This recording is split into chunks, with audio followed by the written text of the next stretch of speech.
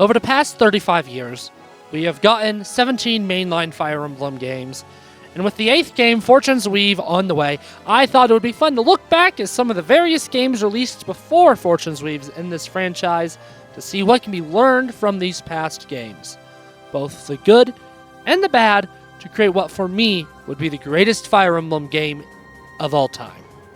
This time, I want to look at the 2 games in the Tellius saga, Path of Radiance and Radiant Dawn.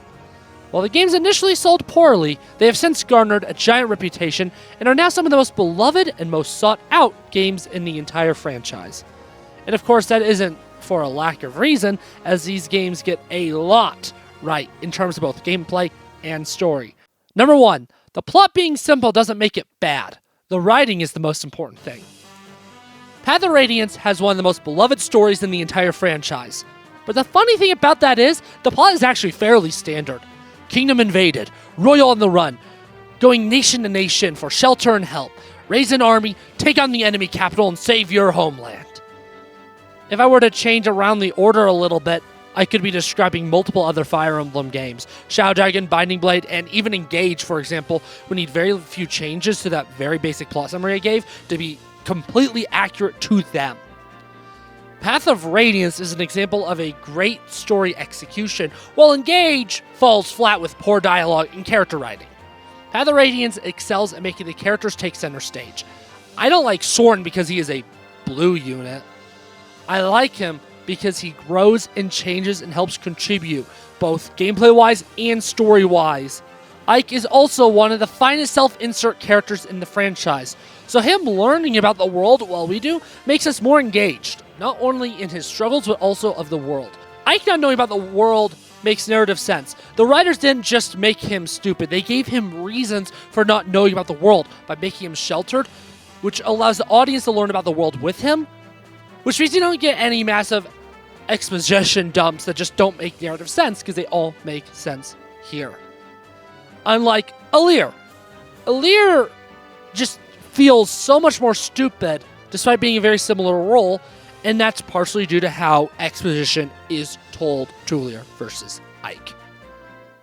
Number 2, the base and its features allow for a smooth and quick gameplay flow. When people like me say that we wish the monastery in 3 houses could have been a menu, I always imagine something like the base in Path of Radiance and Radiant Dawn. The thing is, you can pretty much do anything in Path of Radiance's base that you could do in the monastery. Shop, forge, view supports, and even talk with allies with the talk command.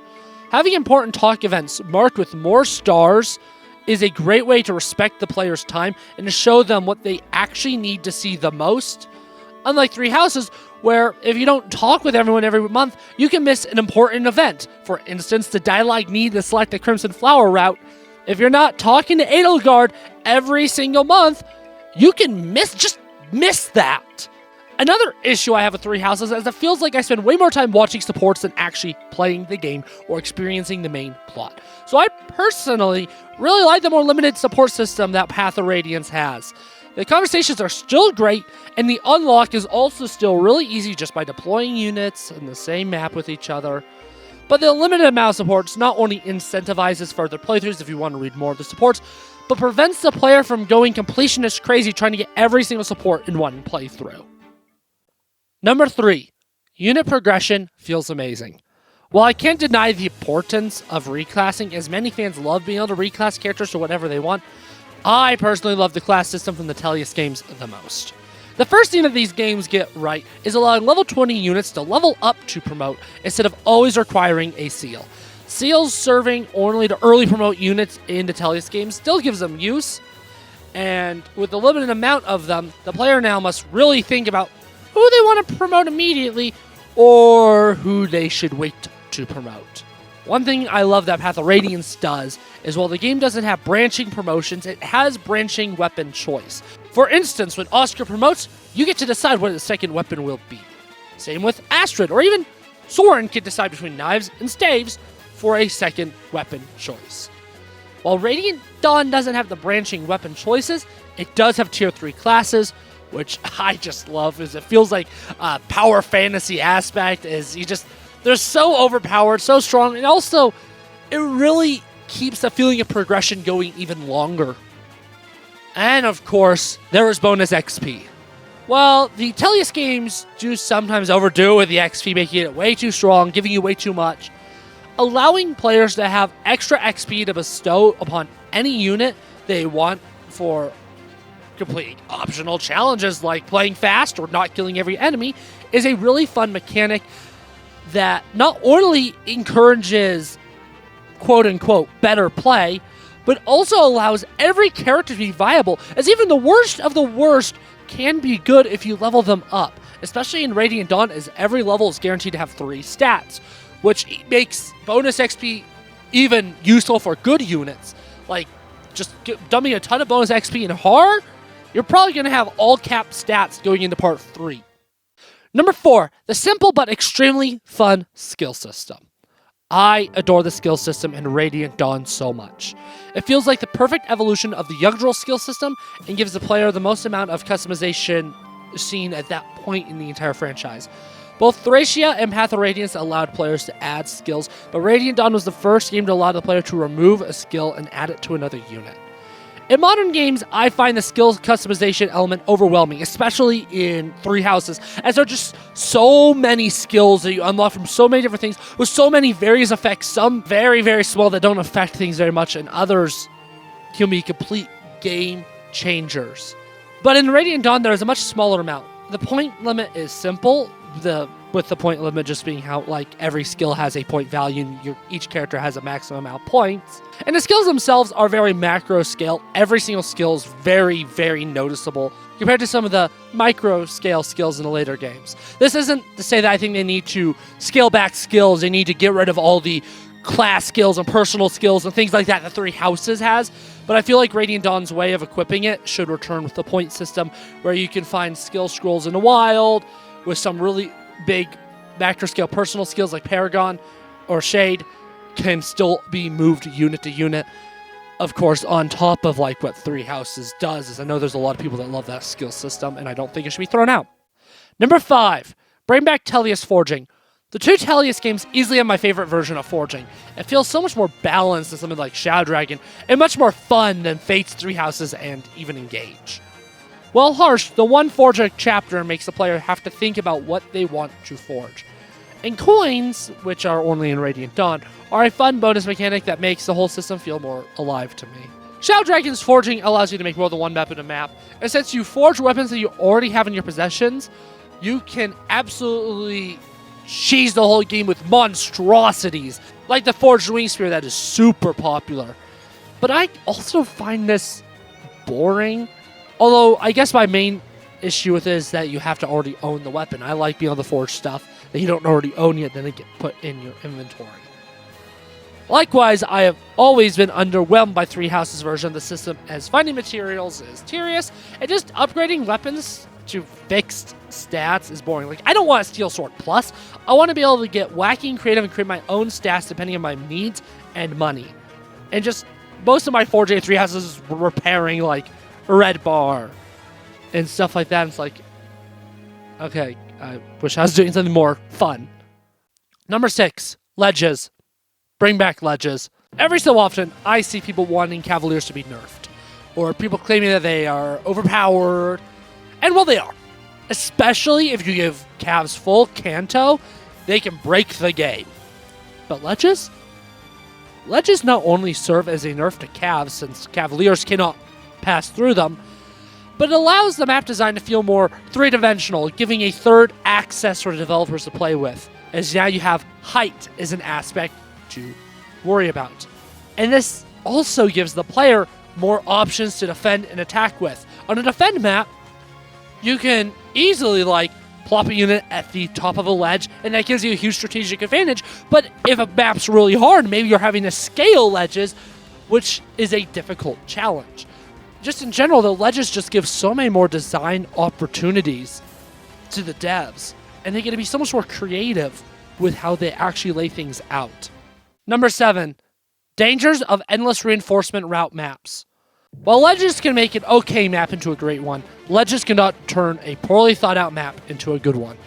I love Radiant Dawn. It is one of my favorite games in the franchise, and yet I cannot stand Part 4. A good chunk of these maps are not only route maps, but they have a ton of reinforcements. These maps are not even remotely engaging and feel like filler. If you want to have a map with a lot of reinforcements, give it literally any other objective, as the route maps can already be tedious without the reinforcements. These maps feel like they exist just to give you XP. But at that point, just give me more bonus XP and cut to the chase. Number 8, unit availability. Another massive issue with Radiant Dawn's core design is the awful availability on some units. Poor availability units are nothing new to the franchise, but there is a massive difference between characters like Goto and Athos compared to Tormod. Tormod appears a couple of times in the early game, and then does not return until the last maps in the game. Unleveled.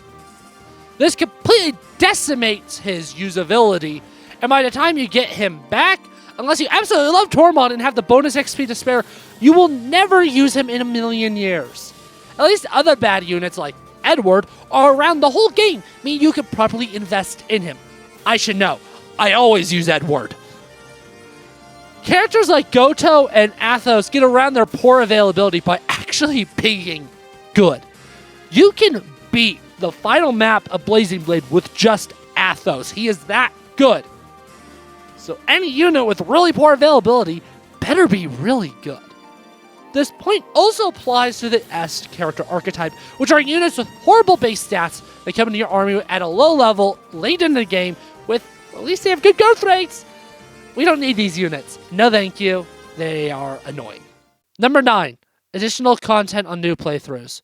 Now, you may be thinking, Alex, are you going to talk about New Game Plus in a game that doesn't even have it? Kind of.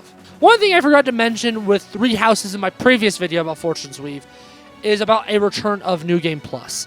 Well, New Game Plus is an absolutely wonderful time and a tedium saver in 3 houses.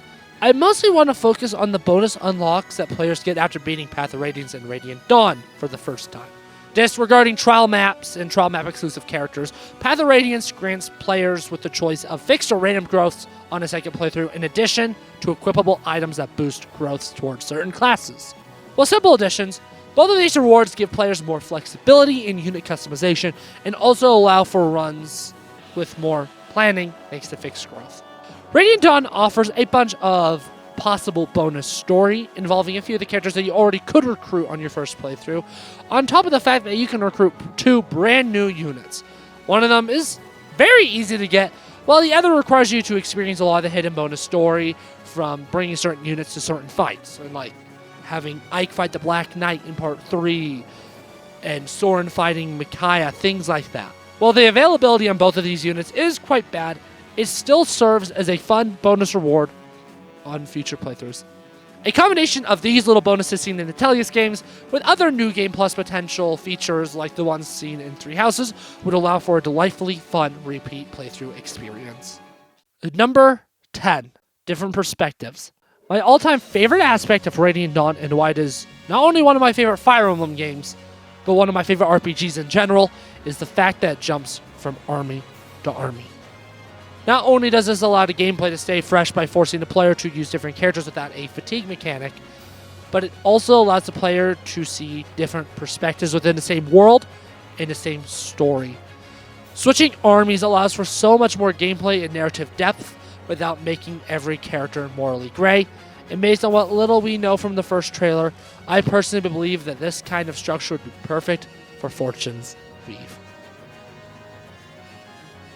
So those are the 10 things I think can be learned from Path of Radiance and Radiant Dawn to help make the best Fire Emblem game possible. If I missed anything that you think should be learned, let me know, as I'd love to talk with you about it down below. Thanks for watching. Goodbye.